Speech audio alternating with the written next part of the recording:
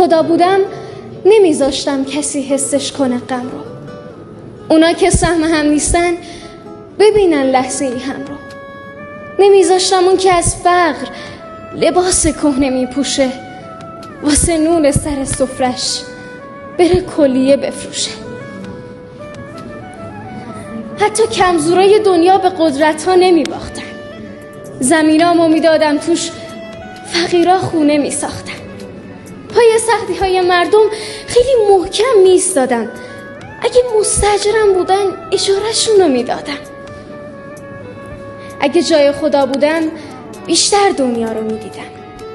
غم و غصه مردم رو شاید بیشتر میفهمیدم. میگفتم هیچکی محتاج نیست تا وقتی من خدا هستم. بدهی ها رو میدادم، در زندان رو میبستم. اصلا یه کاری میکردم همه سنگدل عاشق شن.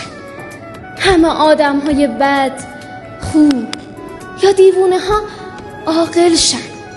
مریضا رو نمیذاشتم که لنگ پول داروشن یا که اصلا نمیذاشتم با بیماری رو در روشن. از زور کار نمیدیدیم پینه رو دستای هیشکی. خدا بودم نمیذاشتم بمیره بابای هیشکی. خدا بودم یه جور دیگه میآفریدم دنیا رو. میبردم سینما و پارک همه بچه های کارو. کاری میکردم که هیچکی نبینه سفره بینونه.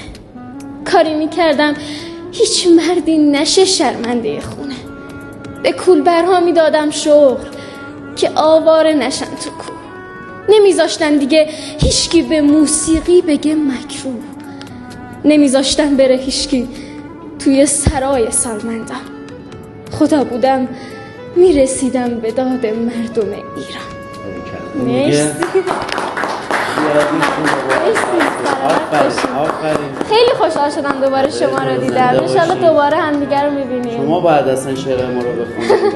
مرسی، ممنونم. لطف دارید. دیگه تشویقش بکنید. مرسی، ممنونم. اگه حال منو پرسید بگید خوبم خیلی ممنون. بگید دیگه نمیخندم